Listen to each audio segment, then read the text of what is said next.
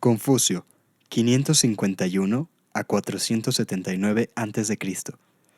Yo soy un hombre que desea comunicarse con la humanidad. Estudiar y no reflexionar es inútil. Reflexionar y no estudiar es peligroso.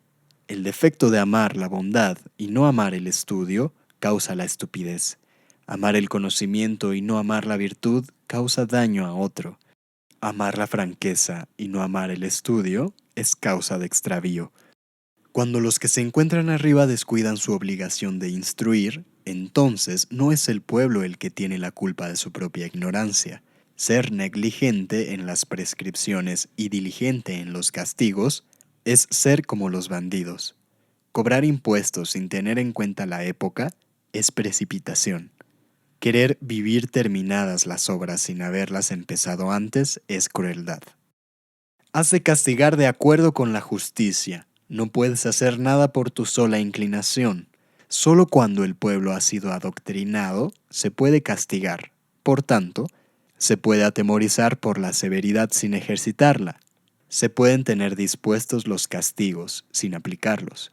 Pero en nuestra época no ocurre así. Descuidamos la instrucción y acumulamos los castigos. Por eso cada vez más son los castigos, y sin embargo, nunca se acaba con los bandoleros. El saber es un don que sirve para comprender mejor a los demás. Por eso nunca se debe abandonar el afán de instruirse sobre las diversas actividades que se realizan en este mundo. Si no comprendes qué es la vida, ¿por qué insistes en preocuparte por la muerte? Nacido en el seno de una familia pobre, aunque sus antepasados más remotos fueron reyes, su llegada al mundo fue anunciada por un unicornio. Le protegieron gigantes y dragones, y le amparó el cielo. Sin embargo, una vez que salió del vientre de su madre, él quedó indefenso. Todo lo que fue consiguiendo en el transcurso de su vida le llegó sin intervención divina. Confucio vivió su infancia en la fortaleza de Tetsu. Cuenta la leyenda que durante su adolescencia se desarrolló su prolífica carrera literaria y política. Ocupó el puesto de administrador de los graneros oficiales y contrajo matrimonio a los 19 años. Se desenvolvió en la mayor pobreza, nada poseyó y dio al mundo una filosofía eterna a tal grado que los gobernantes de su país se sirvieron de esta filosofía para dirigir China durante más de 20 siglos.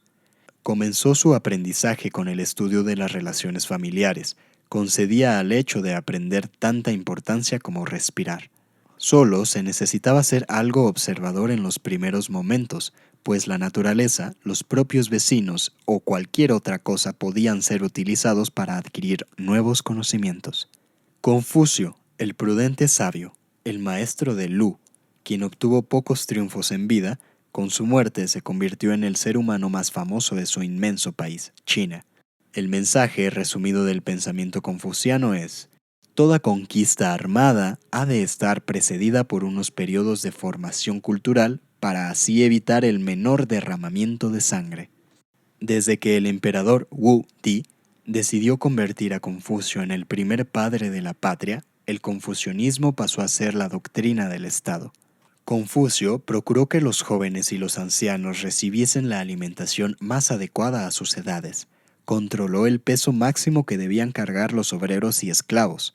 Estableció las distancias que mantenían en las calles las mujeres y los hombres, una costumbre ancestral de la que se abusaba, y modificó los ritos funerarios.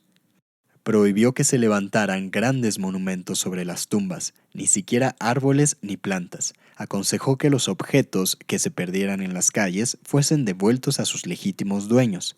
En otras palabras, impuso el orden social con calidad humana.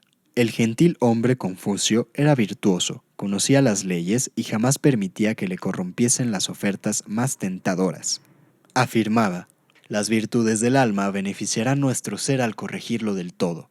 Cuando se pone en orden la propia familia, se ha dado el primer paso para gobernar bien el reino. Un hombre que no sabe dirigir a los suyos nunca podrá dirigir a todo un pueblo. Es suficiente una palabra para malograr un negocio. Un solo hombre puede decidir la fortuna de todo un imperio. Si mantenéis en vuestra familia la virtud y la cortesía, estaréis preparados para gobernar con sabiduría. El príncipe que se muestra caritativo con los huérfanos logra que esta virtud se propague en su pueblo. Esto prueba que el príncipe es el guía y ejemplo del comportamiento de sus súbditos. Lo que te desagrade de tus superiores, nunca lo apliques a tus subordinados. Fue otro de sus mandatos. Cuando el príncipe se sirve de las rentas públicas para incrementar su fortuna personal, el pueblo imitará su ejemplo y dará libertad a sus malignas inclinaciones. Pero si el príncipe se sirve de las rentas públicas para el bien de su reino, éste se mostrará sumiso y se conservará el orden. Si el príncipe impone unos justos impuestos, el pueblo, amante de la justicia, los pagará sin protestar. La autoridad confuciana señalaba que las diferencias entre los hombres se debían a disparidades en su educación más que en su naturaleza. Por ende, es preciso tener oportunidades iguales. Los gentiles poseían el arte de valorar los trabajos de los demás, porque no tenían relación con el oficio que juzgaban. Confucio abrió la puerta a la ayuda humanitaria, o a la entrega a los demás, a la igualdad entre los hombres y a la virtud social. Hace casi 2500 años que este gran iniciado se atrevió a decir a los emperadores chinos que debían amar a sus súbditos como única forma de mantener un gobierno justo. Confucio consideraba el cielo como una fuerza moral que actúa en el universo. A él le interesaba más la superación del individuo por su esfuerzo que por la ayuda del cielo. Sus 4 grandes libros son: La gran ciencia expone los conocimientos de los hombres considerados adultos. Pequeña ciencia muestra los deberes de los alumnos y los fundamentos esenciales que deben enseñarse a los jóvenes. Comentarios filosóficos reflejan las enseñanzas del maestro. Libro de Mencio expresa la doctrina del más importante discípulo de Confucio. En los tiempos de limpieza del pasado, los guardias rojos se encargaron de destruir el mausoleo de Confucio, 1966. Pero gracias a que los vestigios fueron ordenados y bien escondidos en septiembre de 1984, el templo pudo ser abierto al público casi con el mismo esplendor original.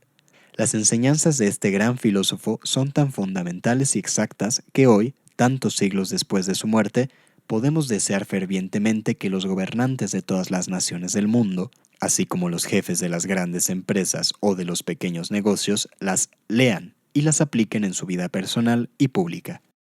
Cabe mencionar que el éxito cultural, económico y político de las grandes dinastías chinas está basado en haber aplicado las enseñanzas de su admirado pensador.